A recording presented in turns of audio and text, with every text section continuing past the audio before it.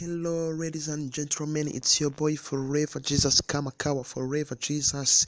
Ewana KVZ Ensemble Omicode, mukaba mugiye kuzamuka neza cyane. Guys, reka ntangire mbasuhuza aho muherereye hose, wabera iburasirazuba, iburengerazuba, amajyaruguru, mu majyepfo ndetse no mu mujyi wa Kigali. Ntakwibagiwe kandi nawe uherereye mu ntara ya gatandatu dukunze kwita diaspora. Aba diaspora mwese, shout out my niggas, ndabasuhuje cyane aho muherereye hose. Mukomeze kwenjoyinga n'ibiganiro bya Forever Rwanda TV. Amakuru yacu y'imyidagaduro kuri uyu munsi tugiye kuahera mu Rwanda, twibutsa cyane abahanzi bagiye batandukanye bari kugenda bakora ibitangaza nyuma y'igitaramo cya Ruga. Murabizi ko hagiye haba ibintu bidasanzwe mu gitaramo cya Ruga, aho hagaragaye ibintu byinshi bitandukanye. Udukoryo twagaragayemo ubwo abahanzi barwaniye kuri stage, abahanzi barimo nka Ishkevin ndetse na genge yiwe ubwo barwanira kuri stage kubera ko batishimiye agaciro bahawe mu Rwanda kandi bafite hit bakabarutisha abanya-Nigeria. Kandi mu by'ukuri iyo urebye usanga n'ubundi nka Ruga cyangwa se n'undi muhanzi bari bazanye guturuka muri Nigeria batarusha hit ikomeye cyane Ishkevin hano mu Rwanda. So ariko twari dukomeje aho ngaho, ntabwo aribyo tugiye kuvugaho. Ndagira ngo amakuru yanjye mbazaniye mbashe kubapfunduriraho ubwo tugiye kuvuga ku muhanzi Papa Cyangwe ndetse na Niyo Bosco. Twihuta cyane, reka duhere ku muhanzi Papa Cyangwe aho yashize indirimbo ye hanze nshyashya yitwa Stake. Akaba ari indirimbo nziza cyane kabisa, nshobora kubashishikariza kujya kureba kuri Papa Cyangwe official. Indirimbo nziza cyane yitwa Kanjenje, ikaba iri kuri EP ye yitwa Stake, mubabarire. So indirimbo yitwa Kanjenje, murabizi cyane Papa Cyangwe ibyo yatangaje kwa Yago for real.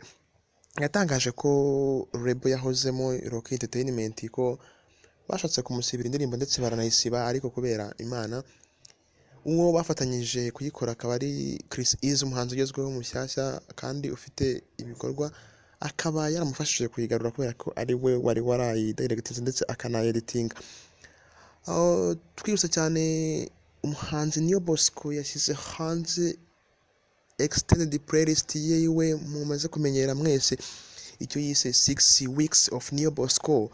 Ni byumweru bitandatu bya Niyo Bosco mumaze kubimenyera, ariko ntago ari ukuvuga ko wenda mu byumweru bitandatu aribwo yagaragaye cyane, ahubwo asanzwe agaragara nuko we ashaka gushyira hanze EP cyangwa se extended playlist yiwe, kuko izaba iriho indirimbo 6. Arusho we afite yariye cyane atandukanyije n'abandi, nuko indirimbo ze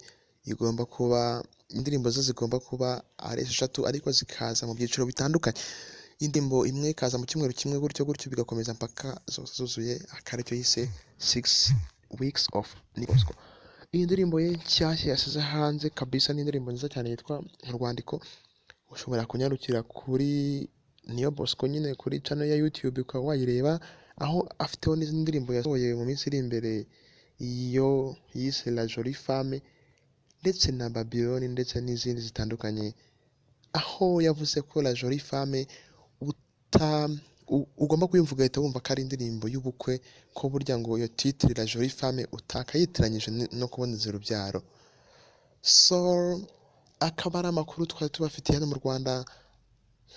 Ubwo ngubwo ni ukuvuga ngo mu bukurikiye turaza tubazaniye amakuru yo hanze, avugwa hanze, yaba abahanzi bagiye bashyira hanze indirimbo zabo nshyashya ndetse n'ama EP cyangwa se n'ama album. Twibutsa ko kandi burya EP ari theme album, akaba ari nka album ntoya nka kimwe cya kabiri cya album. So mwari kumwe n'umuhanzi wanyu Forever Jesus cyangwa se Forever, cyangwa mukaba mwana mwita n'umunyamakuru wanyu, byose nta kibazo guys. Ndabakunda cyane, shout out my nigga.